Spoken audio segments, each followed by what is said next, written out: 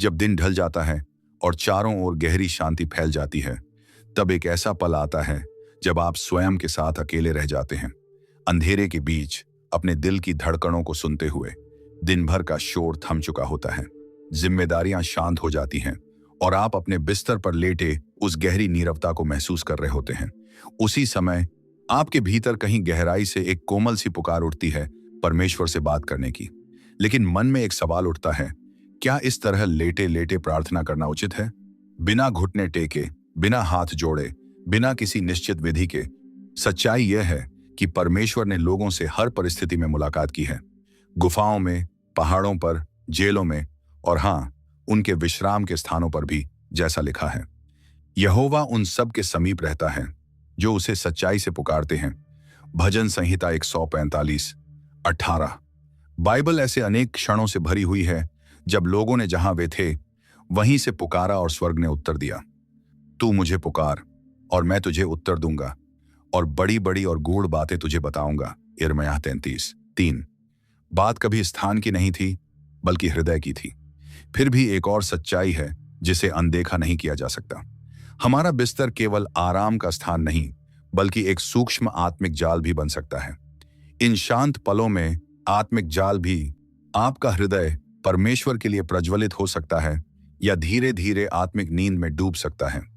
आप सोच सकते हैं, मैं सुबह प्रार्थना कर लूंगा, लेकिन वचन चेतावनी देता है, कल के विषय में घमंड मत कर, क्योंकि तू नहीं जानता कि दिन क्या उत्पन्न करेगा।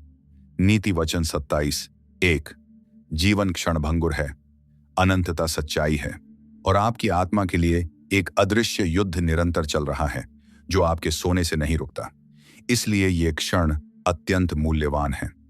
आज रात आपकी धीमी सी प्रार्थना आपके जीवन की दिशा बदल सकती है, स्वर्ग को स्पर्श कर सकती है और आपके नाम को जीवन की पुस्तक में अंकित कर सकती है। यदि आप अभी बिस्तर पर हैं और आपका मन जागृत है तो प्रतीक्षा मत कीजिए।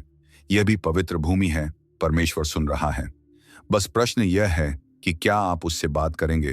परमेश्वर आपके घुटने टेकने से पहले ही आपके हृदय को देखता है। आपका शरीर प्रार्थना की मुद्रा में आए उससे पहले ही आपका अंतरात्मा उसके सामने उपस्थित हो जाता है। जैसा लिखा है, मनुष्य तो बाहरी रूप को देखता है परंतु यहोवा हृदय को देखता है। पहला शमूएल 16:7। आप घंटों घुटनों पर रह सकते हैं, सुंदर और प्रभावशाली शब्दों में प्रार्थना कर सकते हैं, लेकिन यदि आपका हृदय दूर है तो वह सब निष्फल है। और यदि आप बिस्तर पर लेटे हुए भी सच्चे मन से पुकारते हैं तो वह प्रार्थना उतनी ही मूल्यवान है जैसे आप किसी वेदी पर खड़े हों। परमेश्वर को रीति रिवाजों से अधिक सच्चाई प्रिय है। टूटा हुआ और खेदित मन, हे परमेश्वर तू तुच्छ नहीं जानता। भजन संहिता 51:17। यही वह भावना है जो स्वर्ग को छूती है, शरीर की नहीं, आत्मा की दशा। क्रूस पर लटका हुआ चोर न तो घुटने टेक सका न हाथ उठा सका, लेकिन उसने कहा, हे यीशु, जब तू अपने राज्य में आए तो मुझे स्मरण करना। लूका 23:42। और उसे उसी क्षण उत्तर मिला, आज ही तू मेरे साथ स्वर्गलोक में होगा। लूका 23:43। यह सिद्ध करता है कि आपकी परिस्थिति परमेश्वर की पहुंच को सीमित नहीं कर सकती। जब आप बिस्तर पर लेटे हुए प्रार्थना करते हैं, परमेश्वर किसी विशेष दृश्य की प्रतीक्षा नहीं करता, वह सच्चाई की खोज करता है। वह आपकी वे बातें सुनना चाहता है जिन्हें आपने कभी किसी से नहीं कहा। वह आपका धन्यवाद सुनना चाहता है, आपका पश्चाताप सुनना चाहता है और आपकी आत्मा की गहराई से निकली पुकार को ग्रहण करना चाहता है। यहोवा टूटे मन वालों के समीप रहता है और खेदित आत्मा वालों का उद्धार करता है। भजन संहिता 34:18। रात की प्रार्थनाओं में एक अद्भुत और गहन शक्ति होती है। जब संसार विश्राम कर रहा होता है और चारों ओर शांति होती है, तब परमेश्वर की उपस्थिति और अधिक निकट अनुभव होती है। मैं अपने बिछौने पर तेरा स्मरण करता हूँ और रात के पहरों में तुझ पर ध्यान करता हूँ। भजन संहिता 63:6। दिन के समय की प्रार्थनाओं में जो गहराई नहीं होती, वह अक्सर रात की नीरवता में प्रकट होती है। यीशु स्वयं भी रात में एकांत स्थानों पर जाकर प्रार्थना करते थे। वह रात भर परमेश्वर से प्रार्थना करता रहा। लूका 6:12। अंधकार कई बार हमारे संघर्षों का प्रतीक होता है, लेकिन उसी अंधकार में प्रार्थना एक दीपक की भांति चमकती है। जब आप रात में बिस्तर पर प्रार्थना करते हैं तो आप उन विश्वासियों की परंपरा में सम्मिलित हो जाते हैं जिन्होंने परमेश्वर के साथ गहरा संबंध स्थापित किया। आधी रात को पौलुस और सीलास प्रार्थना करते और परमेश्वर के भजन गाते थे। प्रेरितों के काम 16:25। रात की प्रार्थना केवल संवाद नहीं बल्कि आत्मिक सुरक्षा भी है। तू रात के भय से नहीं डरेगा। भजन संहिता 91:5। यह आपके मन को शांति देती है, आपकी आत्मा को स्थिर करती है और आपको परमेश्वर की उपस्थिति में सुरक्षित रखती है। लेकिन यही आराम कभी कभी आत्मिक जाल बन सकता है। बिस्तर का सुकून हमें आलस्य और ढीलापन की ओर ले जा सकता है। हे आलसी, तू कब तक सोता रहेगा? कब तू अपनी नींद से उठेगा? नीति वचन 6:9। यह शारीरिक विश्राम के विरुद्ध नहीं बल्कि आत्मिक सुस्ती के प्रति चेतावनी है। जब हृदय अत्यधिक आराम में होता है तो वह परमेश्वर के प्रति उदासीन हो सकता है। आप प्रार्थना तो करते हैं लेकिन उसमें आग नहीं होती, उसमें गहराई नहीं होती। यही वह अवस्था है जिसे वचन गुनगुना कहता है, क्योंकि तू न ठंडा है न गर्म, मैं तुझे अपने मुंह से उगल दूंगा। प्रकाशित वाक्य 3:16। यह खतरनाक है क्योंकि इसमें न पूर्ण समर्पण होता है और न ही पूर्ण अस्वीकार। इसलिए आवश्यक है कि आप बिस्तर पर भी पूरी जागरूकता, श्रद्धा और सच्चाई के साथ प्रार्थना करें।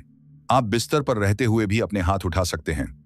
यह केवल एक शारीरिक क्रिया नहीं बल्कि आत्मा की भाषा है। मैं तेरे नाम से अपने हाथ उठाऊंगा। भजन संहिता 63:4। मैं चाहता हूं कि लोग हर स्थान में पवित्र हाथ उठाकर प्रार्थना करें। पहला तीमुथियुस 2:8। यह समर्पण का प्रतीक है। यह दर्शाता है कि आप परमेश्वर पर निर्भर हैं, भले ही आप थके हों। लेकिन जब आप अपने हाथ उठाते हैं तो आप यह स्वीकार करते हैं कि मैं तुझ पर भरोसा करता हूं। यह छोटा सा कार्य भी आत्मिक रूप से गहरा प्रभाव डाल सकता है। प्रार्थना को टालना सबसे बड़ा धोखा है। बाद में कर लेंगे, यह विचार बहुत खतरनाक है। वचन कहता है, देखो अब अनुग्रह का समय है, देखो अब उद्धार का दिन है। दूसरा कुरिन्थियों 6:2। सही समय हमेशा अभी है। कई बार छोटी और तुरंत की गई प्रार्थना भी बड़े परिवर्तन का कारण बनती है। यहोवा के निकट जाओ और वह तुम्हारे निकट आएगा। याकूब 4:8।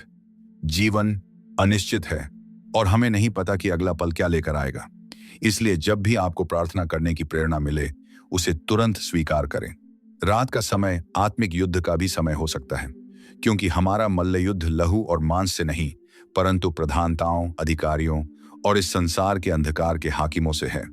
इफिसियों 6:12।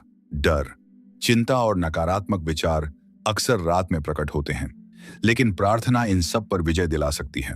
जब आप परमेश्वर के वचन बोलते हैं तो आप आत्मिक शक्ति का प्रयोग कर रहे होते हैं। परमेश्वर ने हमें भय की नहीं परंतु सामर्थ्य और प्रेम और संयम की आत्मा दी है।